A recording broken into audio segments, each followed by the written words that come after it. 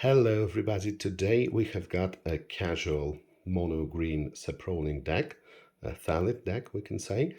I played this deck with the series of casual matches. I played this deck in the series of casual matches with Matt, and you have already seen some of these matches. So I believe that this one was one of the most interesting matches that we've had. It was very long, very interesting, very unusual deck to play and play against, as I can imagine. Features a lot of Fallen Empires cards that we don't see very often. But believe me, I really had a lot of fun with this deck. So I'm definitely going to revisit this soon. So again, as I have said, it is a casual deck. And I don't max out the power of my casual decks, so the mana base is quite simple. I only had a lot of forests. The only piece of power I had was the Mox. So normally, of course, I would add some splash for some compensation of the weaknesses that mono green has. But I just wanted to go all in on interesting interactions, and we also had two Pendle Heavens. As you can see, there are a lot of creatures with basic power and toughness 1/1, and also Thallids are able to create those tokens. Right, here are the tokens. This is the basic Saproling token. Sadly, it's even a copy, right? I mean, I printed this. Should get the usual player rewards tokens, or whatever the name was, when they started mailing tokens to players back in those days.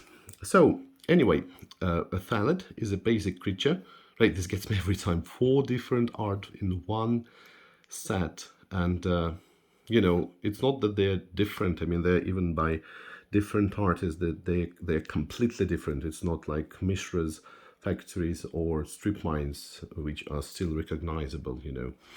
So anyway, I'm not even sure whether I like this or not. I do like different pieces of art, yeah, but at the same time it makes the card a bit less recognizable. Anyway, for me personally, this is the basic Thalid art, yeah, and let's enjoy the others as well.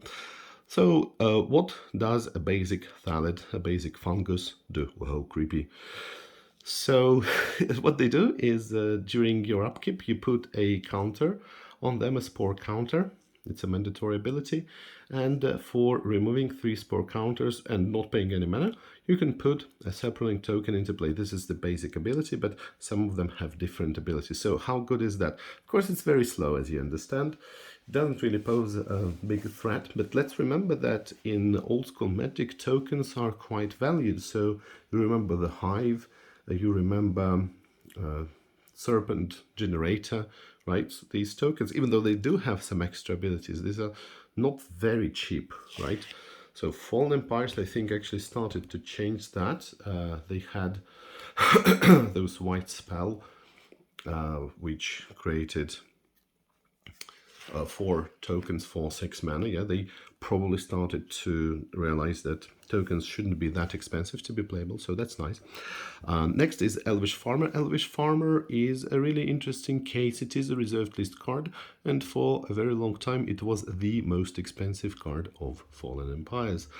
And it was just about $10, but by Fallen Empire standards, that's incredibly expensive. So what it does is that, again, it creates a Saproling token if it has 3 spore counters. And what's very important is that you are able to manage that. So this deck is quite a lot about resource management, and you can choose when to do something, and very often you can try and manage this in the best way you can, and your opponent should take all of these things into advantage. It's rather common nowadays, you've got token this and token that, but in old school this still feels quite special, so really interesting. Right, but the second ability is even more important. You can sacrifice as a opponent to gain 2 life, so that gives you some kind of reach. And remember, you don't have to sacrifice the tokens only received from this card, but you can also use those that Thallids generated or some other cards. So there are a couple of these. So really interesting, saves me a couple of times. I couldn't say that, he prevented me from losing, but definitely was nice. So here is the worst thing about Fallen Empires, you know, and I talk about it quite often and think about it quite often when I look at those cards. The stats are just so bad. So why couldn't they make this Elvish Farmer? Okay, not 2/2. This would have been a strictly better Grizzly Bear, but at least 1/2. Why should it have 0 power? I don't know. It's just so slow. It's just so bad. It shouldn't be that way. For this card, I think, okay, it is kind of justifiable that it's 0/1 because, well, look, first of all, I absolutely love the art here. It's I don't know, Margaret Organ Keane, yes, if I'm pronouncing the name correctly, always has those special patterns. It's like something that is woven. It's just something I really, really enjoy. It's an amazing style and easily recognizable. So what about this card? Also 3 counters. You get fog.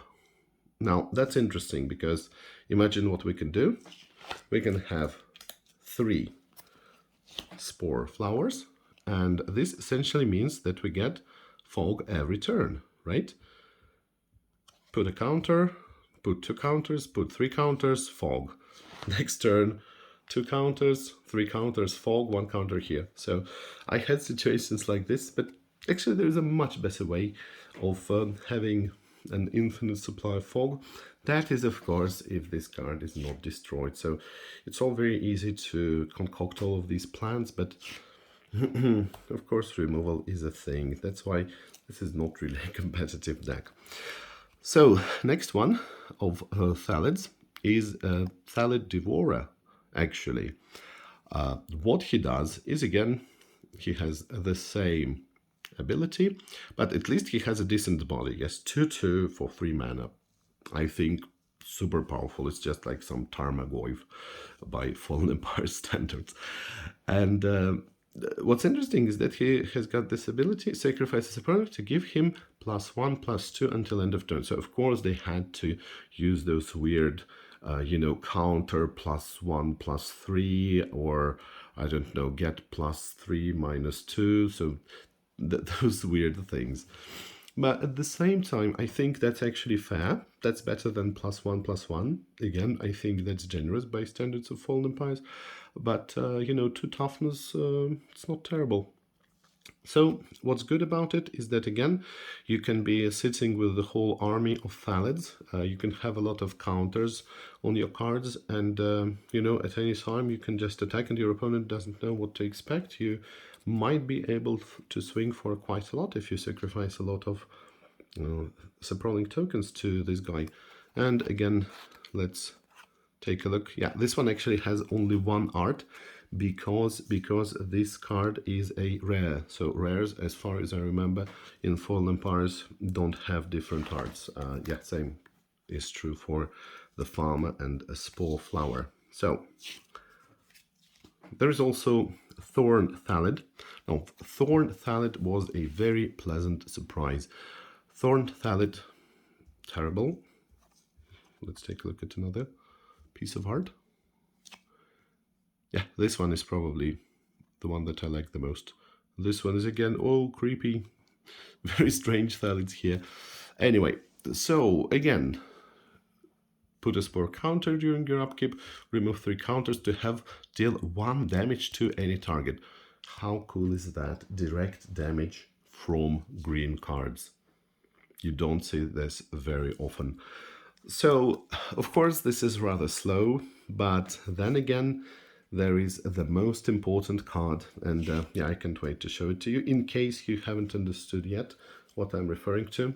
So this is the deal breaker. This is the only card that makes Thallids viable even in casual, because otherwise you can pretty much forget about them because it's just too slow. So there is Fungal Bloom, which is an enchantment, and for 2 mana you can put a spore counter on target fungus, and as you understand, you can do it as often as you want to.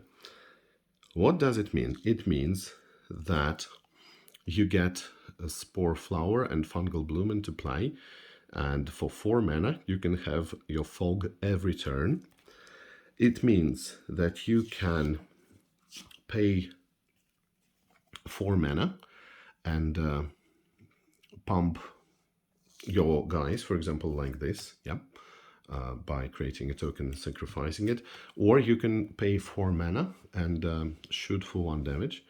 If you pay 10 mana, you can shoot for 2 damage every turn. But let's not forget that normally you will have some kind of an army, so they will be developing by themselves, and you will just look at how to use these resources and use fungal bloom to boost the guys that you really need at this particular moment. So this is actually much better than you can imagine, and again, works for casual matches.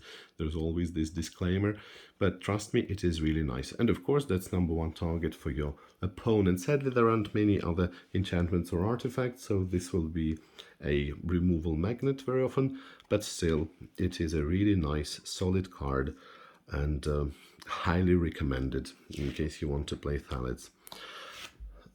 So what else is there in terms of Thallids? Just a couple more things. The last creature we haven't discussed, again, when I say Thallid and fungus, is it the same? Not necessarily, I guess, but anyway. So he's one of those examples of large creatures from Fallen Empires that should feel powerful, but in reality it kind of does not, because it's 6/3. Why should it be 3 toughness? Just so weak, and you might regenerate him for removing 3 spore counters. Now, you understand that it's already late in game that you cast this creature, so waiting 3 turns is very often not an option. And again, waiting for what? Just to be able to regenerate him. This is so underwhelming. That's why only 1 copy. So of course, normally you could put Force of Nature, definitely much better. Doesn't even have evasion. Quite disappointing.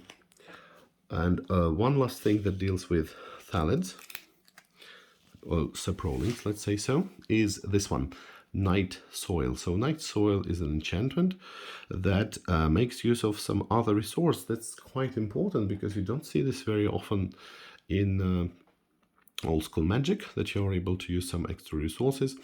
And in this case, we're using graveyard cards. And again, it doesn't have to be your own graveyard. It must be in a single graveyard. However, this is the modern errata. Well, if it says in any graveyard, it basically means that there is only one. But still, so remove 2 creatures to put a Saproling token into play. Could be useful, right? We have got a lot of smaller guys. You can use it on your opponent's graveyard. Probably 2 copies would be too much, but I don't know. Having 1 copy just means that we don't see it at all, especially because there are no draw effects. There are no Sylvan libraries here, for example. Next, we've got several supporting guys.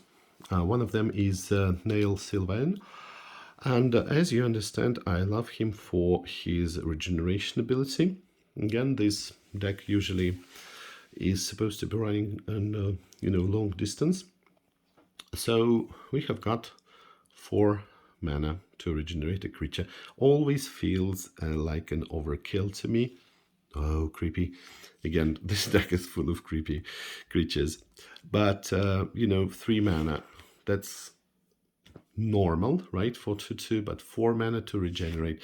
I always feel that it should be 3 mana to regenerate. Still, as you understand, it protects you from the disc, by the way.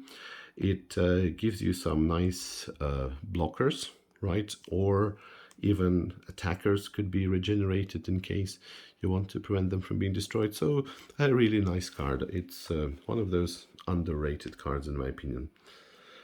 Next, we have got, this is really a joke card, isn't it? This is, whoa, Thallids Monk, right?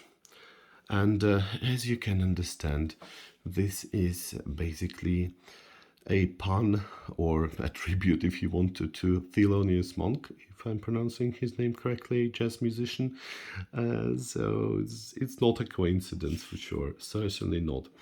The ability is underwhelming as usual for Fallen Empires. 1/2 for 4 mana, seriously. Sacrifice a green creature to turn target land into a basic forest. Does it remind you of anything? Yes, this is the same ability without the sacrificing creature part, of course, in Gaslight. So Gaslight does it without sacrificing creatures, and Gaslight is certainly bigger than this little monk. But at the same time, just wanted to play him. I don't even think that I ever used him. And the idea was that I would be able to sacrifice tokens to him, but you get the idea. Of course, the Liege is always better. So the Liege is, of course, very powerful during our turn, right? The Liege will definitely be huge. But we also sometimes hope to be able to paint our opponent's lands green, make them into forests, and then maybe we do have a chance at attacking with big Gaslight. So definitely not a terrible card, quite fearsome actually. And just a couple more utility cards. You've pretty much seen the whole deck. So there is this card which is called Coral Helm. Now, can you actually tell me what it does? Who actually remembers this card? Maybe you do. In that case, that's great. So for 3 mana, you give target creature +2/+3, +2/+2, until end of turn. Quite rare for a polar artifact. Remember, we can use it several times. And you must discard 1 card at random. This is, of course, not very powerful, but trust me, if you have got 1 extra land laying around, or if you have got some card that you think is quite useless, for instance, there is this extra night soil, or if you think that 1 little Thallid is not going to do the trick, then why not use it? And if you actually have 2 cards in your hand, then +4/+4 to any of the creatures, because normally we expect to have more creatures than our opponent, at least in terms of numbers, if not in terms of power. That's actually, not a terrible card, believe it or not. So there is one more thing that I try to use to make our creatures stronger. So there is Might Stone. The problem is that it works, as you understand, not only on your creatures, but also on your opponent's creatures.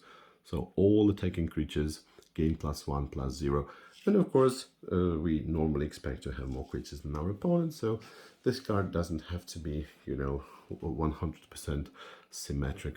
And I should tell you that it actually worked a couple of times for me, so not a really bad inclusion. Maybe I should even have more copies than that. Of course, if I played white, I would have included Army of Allah, for example, but this Might Stone was a nice janky card that found its place in the deck. Next, we have got Desert Twister. Only 1 copy. Again, imagining the usual more serious tournament environment, probably I would have more copies. I would also have sideboard, but Desert Twister is just an unconditional removal spell. Really nice. And the last part is a spicy little card, Hidden Path, which costs 6 mana to cast. 4 of them are green mana necessarily.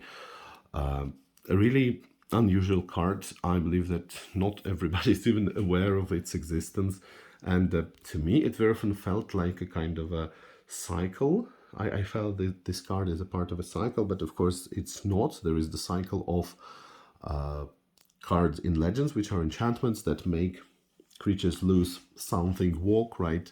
So losing Swamp Walk for Quagmire, I think, using Planeswalk, which is just basically 1 card, Righteous Avengers. Well, if we don't count any other things. Anyway, on point. Hidden Path makes all green creatures gain Forest Walk. Now, since you are playing green, your opponent might have some green cards, then you're in trouble. But we have got Gaia's Liege, and we have got the Monk. And this means that all of your creatures will be unblockable as soon as you drop this.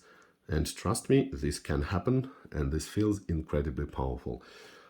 So, looking back at those Thallids, I must say that I will upload the match that we played soon, and I'm definitely going to revisit Thallids. They are just such a fun tribe. It is much more interesting, much more exciting to play than I ever imagined. And I suggest that you also take a look at it in case you are not a strong opponent of Fallen Empires and you think that they don't belong to old school Magic. I mean, those cards released in late 94, then I strongly suggest that you take a look at it and maybe even some other tribes. There are some things to be discovered. Thank you for watching, and I will see you soon. Bye.